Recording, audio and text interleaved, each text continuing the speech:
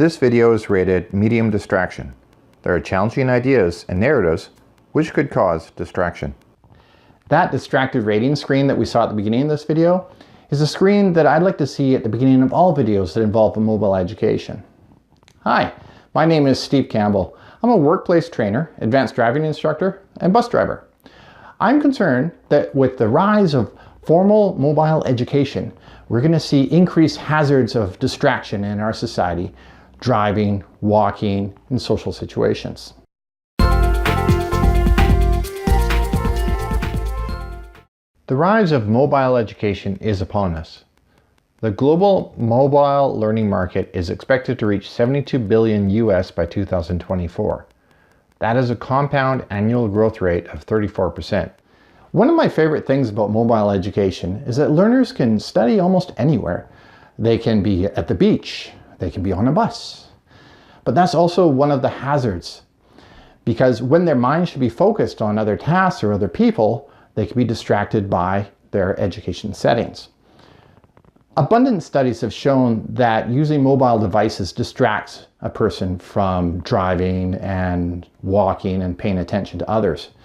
My concern is that with formal education, that danger will be much higher.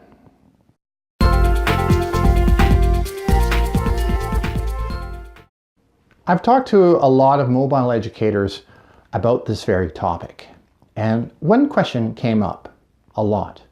They said to me, Steve, what about listening to a podcast for learning while driving? Made me think. I did some research and I found it very interesting that a lot of the podcasts that are available now are for informal learning or casual listening. Formal learning is a very different concept. With formal learning, a student would have stakes in what they're listening to.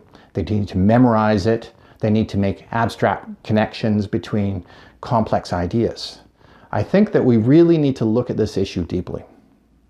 Would you want someone who's concentrating on some formal concepts and trying to make abstract connections in their mind, trying to memorize minute details? Would you want that person driving next to you on the freeway going at 100 kilometers per hour?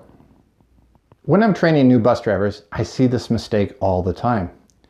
For example, a new driver might make a turn and make it a little too wide. Right away, they're thinking about that turn. They're thinking about what they could have done differently. Suddenly, they're not focused on what's right in front of them, and they're likely to cause a major accident. Part of my job is to train them to leave the mistakes behind them and focus on what's in front of them. The problem with podcasts for formal education is it's asking students to concentrate on what's not in front of them. I conducted an informal poll among my other fellow driving instructors in my organization, and universally they were absolutely against formal education or complex education through podcasts while driving. They all saw it inherently to be very dangerous and something to be avoided at all costs. As for the specific issue of driving, some would say to me, Steve, don't worry about it. Self-driving cars are on the way. Well, to this, I say two things. One, the timeline for self-driving cars hitting the road and becoming a normal part of our everyday life is quite variable. Yes, they landed a man on the moon in under a decade, but on the way, he didn't face a lot of traffic like we do in Vancouver. Some put widespread usage of fully self-driving cars at 2030. Others, 2040. And still others put it at never. If self-driving cars do hit the road, there's going to be a long transition period where people are still driving their personal vehicles, and distraction while driving will continue to be a very important issue we need to address. Furthermore, that brings me to my second point. Really, how many deaths do we have to have before we decide to take action and prevent distracted driving through formal education? My answer, 0.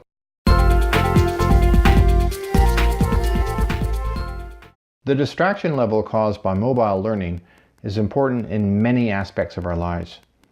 Mobile learners can be socializing, cycling, walking, cooking, or performing a variety of workplace tasks.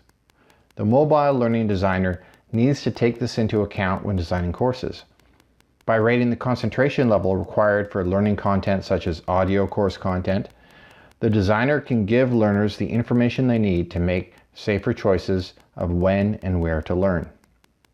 Here are examples of screens that you can put into your learning videos of the future.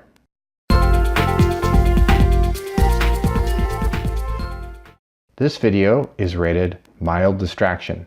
It is meant for casual viewing. This video is rated medium distraction. There are challenging ideas and narratives which could cause distraction. This video is rated maximum distraction. There are complex ideas and connections which will cause distraction. This learning activity requires collaboration and requires your complete attention. We can take a strategic approach to dealing with the issues of mobile education distraction in everyday life. Really, we need to be proactive rather than reactive when it comes to technology implementation, especially as thoughtful practitioners of our art.